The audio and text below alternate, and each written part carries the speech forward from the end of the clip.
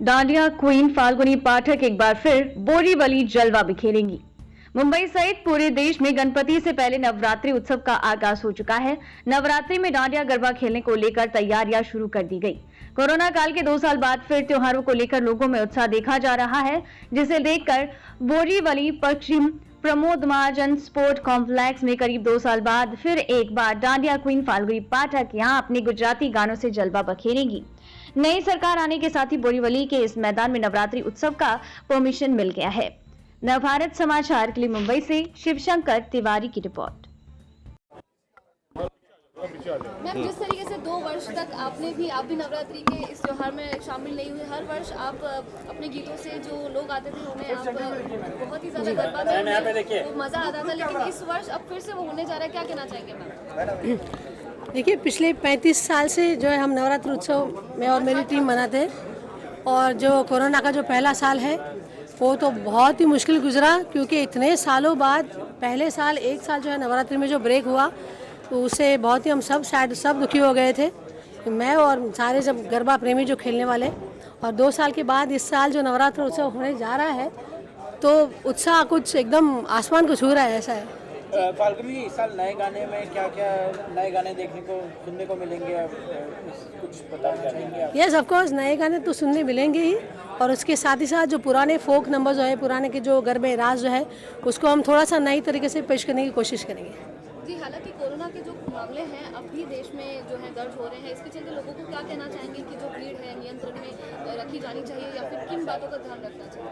ठीक है, सबको रिस्पॉन्सिबल सब सिटीजन्स हैं अपने इंडिया के, तो सबको समझ के अपना अपना ख्याल रखना चाहिए, मास्क पहनना चाहिए, जो प्रिकॉशन ज़रूरी लेने चाहिए, जो हम लोग भी लेंगे ही। तो कल रात को ही खबर आई कि मिस्टर बच्चन जो है उनको भी कोविड हो गया है, तो क्या विश देना चाहेंगे आप?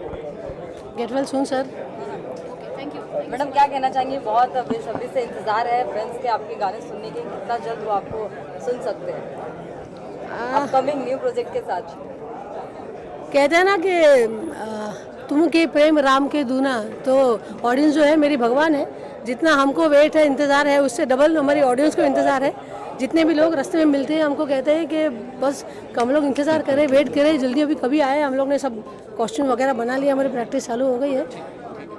धन्यवाद, इस बहाने आपने कुछ तो करा।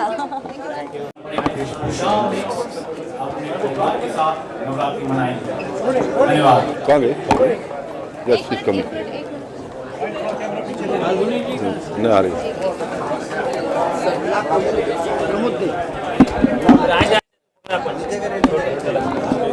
उनको अंदर।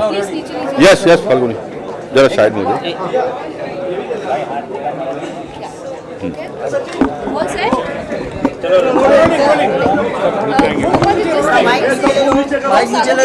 कोरोना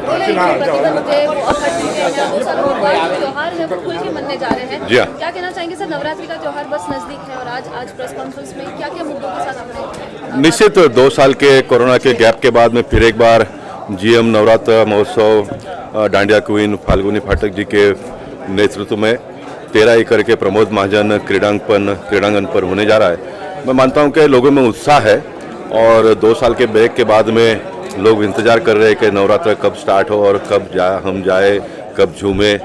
और इस बार महाराष्ट्र की सरकार ने जो सांस्कृतिक कार्यक्रम है उसमें थोड़ी ढीलापन दिया है, ऐसा कहूँगा तो भी ठीक रहेगा, या तो फिर उसमें एडिशन सरकार ने किया है, तो ये 9 दिन में ज़्यादा से ज़्यादा समय लोगों को खेलने के लिए मिले, ऐसा प्रयास भारतीय जनता पार्टी की ओर से हम एक डेलीगेशन आने वाले 2 दिन में एकनाथ शिंदे और देवेंद्र फडणवीस जी को मिलने वाले हैं, और निश्चित हम भी अपने ओर से प्रयास करेंगे कि लोगों को ज़्यादा समय डांडिया खेलने के लिए मिले।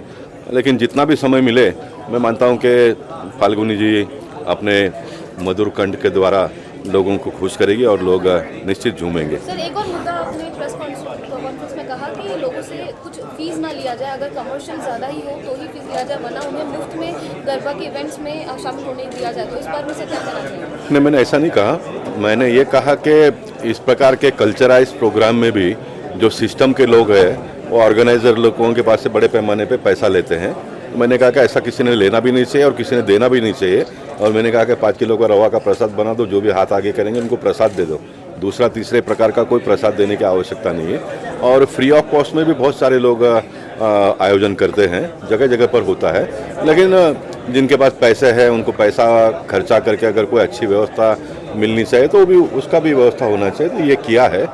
तो हम देखेंगे कि लोगों को फ्री में भी खेलने के लिए मिले, और जिनको फ्री में इन्वॉल्व नहीं होना है, जिनको पैसे खर्चा करके खेलना है, तो उसके लिए यहाँ पर ये व्यवस्था हुई है। यहाँ पर ही नहीं तो बहुत सारी जगह पर हुई है।